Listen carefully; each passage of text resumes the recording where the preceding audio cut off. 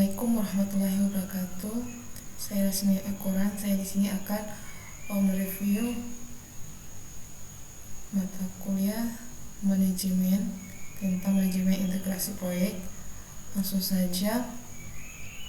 Pertama tentang manajemen integrasi proyek itu apa sih? Manajemen integrasi proyek itu adalah proses koordinasi dan penyelesaian semua aspek proyek, yaitu ruang lingkup, waktu, biaya, kualitas, sumber daya, dan komunikasi risiko untuk memastikan tujuan dan konsisten. Pelaksanaan ini merupakan inti dari manajemen proyek karena menggabungkan semua pengetahuan, proses, dan aktivitas menjadi satu kesatuan yang utuh. Kemudian kunci utama keberhasilan proyek manajemen integrasi proyek itu pertama perencanaan proyek yang komprehensif dan terintegrasi, kemudian pengelolaan perubahan yang terstruktur, kemudian koordinasi dan komunikasi yang efektif antar semua pihak, dan keempat monitoring dan pengendalian proyek secara menyeluruh. Kemudian proses utama dalam manajemen integrasi proyek itu membangun project karakter, membangun preliminary scope statement, dan membangun manajemen plan. Dan keempat mengarahkan dan mengelola eksekusi proyek, dan kelima monitoring crawling proyek, dan enam melakukan dan mengendalikan perubahan proyek secara terintegrasi, dan ketujuh penutup proyek. Membangun proyek karakter itu adalah dokumentasi formal yang menyatakan keberhasilan manajemen. Informasi yang terkandung dalam proyek karakter ini pertama nama proyek, masa berlaku proyek, kemudian nama manajer proyek beserta informasinya, dan ringkasan jadwal proyek, ringkasan budget proyek, gambaran singkat mengenai tujuan proyek termasuk kebutuhan bisnis, dan justifikasi yang menyatakan pentingnya proyek dilaksanakan, ringkasan pendekatan dalam manajemen, tugas umum dari masing-masing anggota tim proyek, tanda tangan key project stakeholder, kolom komentar yang disediakan agar dapat diisi oleh stakeholder. Kemudian pertama membangun project preliminary scope.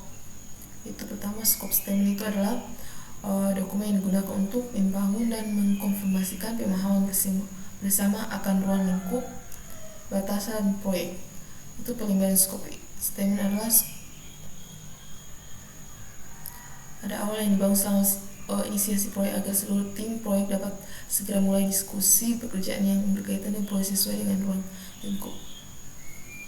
Informasi yang terkandung yaitu pertama tujuan proyek, deskripsi produk atau servis, kriteria produk yang akan diterima, asumsi dan hambatan terhadap proyek, struktur organisasi, risiko, jadwal, dan gambaran awal biaya Kemudian atribut proyek plan itu atau rencana yang merupakan dokumen hidup yang berfungsi sebagai peta komprehensif untuk pelaksanaan, pengendalian, dan penutupan proyek. Atribut utamanya ada komprehensif, terintegrasi, disetujui, dan realistis dan dapat dikomunikasikan. Kemudian atribut project plan itu ada lengkap dan komprehensif, konsisten dan terintegrasi, dapat diukur dan dapat dilacak, realistis dan dapat dicapai, disetujui secara formal, fleksibel dan dapat beradaptasi, dikomunikasikan dengan jelas, berfokus pada hasil, kemudian membuat asumsi dan kendala terkait dengan strategis organisasi. Kemudian elemen umum dalam proyek plan itu pertama gambar umum mengenai proyek, deskripsi mengenai proyek diorganisir, kemudian manajemen dan proses teknis yang digunakan dalam proyek, pekerjaan yang harus dilakukan, jadwal, dan informasi proyek. Ini contoh proyek ya, bahasa Inggris. Kemudian manfaat penggunaan standar itu pertama konsisten, kelengkapan, komunikasi, dasar kontrol, dan akuntabilitas. Contoh penerapannya ini baca saja. Kemudian stakeholder analysis stakeholder analysis itu adalah proses sistematis untuk mengidentifikasi, menilai, dan memprioritas individu, kelompok, atau organisasi yang dapat mempengaruhi atau dipengaruhi oleh suatu proyek, keputusan, atau inisiatif. Dokumen stakeholder itu ada nama dan organisasi stakeholder, perannya dalam proyek, kemudian fakta-fakta mengenai stakeholder, level keterlibatannya, dan ketertarikan akan proyek, saran-saran untuk menjaga relasi dan stakeholder. Kemudian tujuan stakeholder analisis itu pertama mengidentifikasi semua pihak yang berkepentingan dalam proyek, kemudian memahami persepsi, kepentingan dan pengaruh, kemudian memprediksi respon, mengembangkan strategi komunikasi dan keterlibatan yang tepat, kemudian mengelola konflik dan risiko yang timbul, kemudian mengoptimalkan dukungan dan minimalkan perlawanan. Manfaatnya itu meningkatkan sukses proyek, mengurangi risiko, kemudian mengoptimalkan alokasi sumber daya dan meningkatkan pengembangan keputusan, kemudian membangun hubungan jangka panjang dan antisipasi pengelolaan resistensi. Proses pembuatan stakeholder pertama itu tahap identifikasi stakeholder itu ada aktivitas, ada brainstorming dalam proyek, kemudian review dokumen, kajian struktur, analisis rantai nilai atau featuring, wawancara dan sponsor dan manajemen, kemudian analisis dokumen ini contohnya. Kemudian tahap 2 itu analisis pemetaan, itu ada menganalisis berdasarkan dua dimensi, yaitu tingkat pengaruh power dan tingkat kepentingan interest. Kemudian tahap 3 itu penilaian dan prioritas, itu ada faktor di analisis, itu ada dampak, dukungan, kebutuhan dan komunikasi risiko. Kemudian terus analisis tambahan itu ada style model, stakeholder hub dan stakeholder influence matrix. Dan tahap yang itu pengembangan strategi keterlibatan, itu ada hack interest atau managing clause, ada cap statement, cap informal dan monitor. Ini contohnya. Kemudian eksekusi proyek itu adalah tahap pelaksanaan pekerjaan yang telah digambarkan dalam proyek plan, yaitu menyertas waktu yang digunakan aplikasi proyek. Karena selama kemudian kepemimpinan dalam proyek itu adalah untuk menginspirasi, mempengaruhi, memandu dan memperbaiki inisiatif untuk mencapai tujuan proyek secara efektif meskipun menghadapi ketidakpastian, kendala dan perubahan dinamis. Langsung saja. Pertama, ciri utamanya itu vision atau strategis thinking, itu mampu menciptakan dan mengkomunikasikan visi, kemudian menjelaskan tujuan proyek dengan strategis. Itu contohnya seperti ini. Seperti lagi kita harus masukkan sistem pada Desember, tetap menjelaskan mengapa sistem ini penting bagi masa depan perusahaan.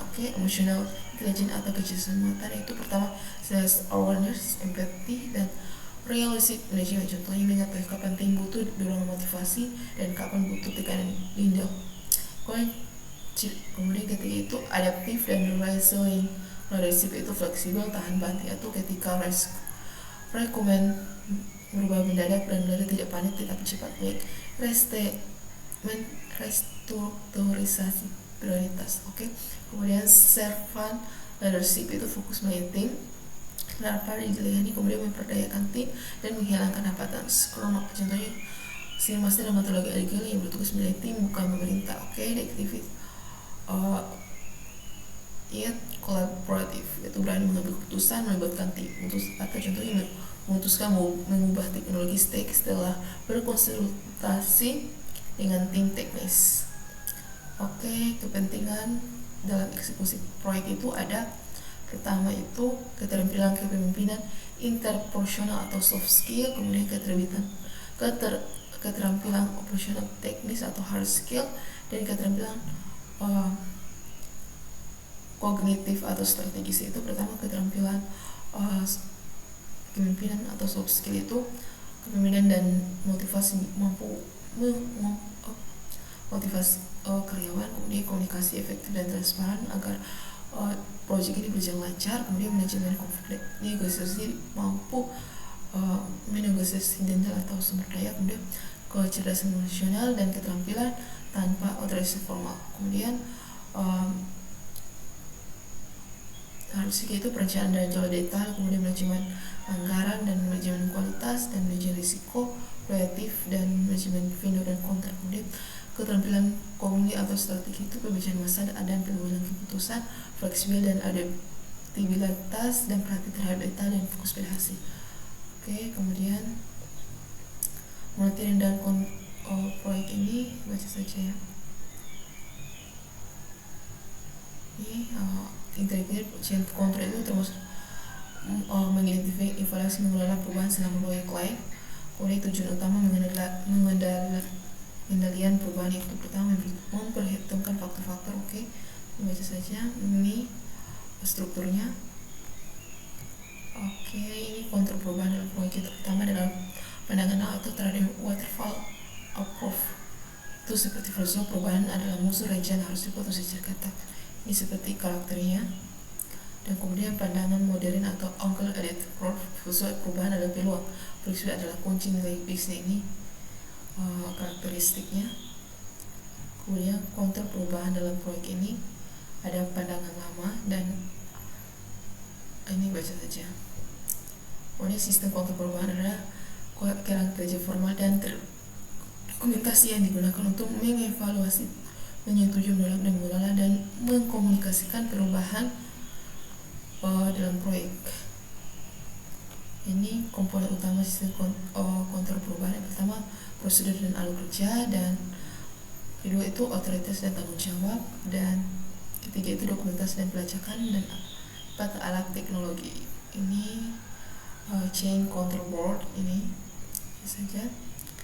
Kemudian proses siklus itu pertama identifikasi dan pengalihan, analisis, evaluasi, dan output impact analisis report. Kemudian fase ketiga itu kebutuhan dan persetujuan, itu ada aktivitas, ada keputusan, dan output. Dan fase keempat itu perencanaan implementasi, ada aktivitas, outputnya ini saya ada verifikasi dan penutup. Oke, aktivitas dan output dan jenis perubahan yang dikelola. Itu pertama perubahan lingkup, perubahan jadwal, dan perubahan biaya, perubahan kualitas, dan perubahan teknis, dan perubahan proses. Itu ada levelnya, itu ada level emerging chain, ada karakter proses dan contoh ini, dan standar chain, karakter proses contoh, dan normal chain, ada karakter proses dan contoh. Kemudian contoh studi kasus sistem of conformation itu ada skenario proses sistem kontrol perubahan, analisis sistemnya. Kemudian contoh kasusnya ini baca saja ya. Oke, ini manajemen konfigurasi. Saran-sarannya itu sasarannya ini. Oke, kemudian penutup ini hal yang harus dilakukan dalam mengakhiri semua aktivitas dan menyampaikan hasil kerja proyek itu atau tuntas atau tidak pada orang yang tepat. Kemudian output utama dari penutupan proyek itu prosedurnya administrasi penutupan, prosedur penutupan kontrak proyek akhir, dan organisational proses asset updates. Oke, sekian, terima kasih.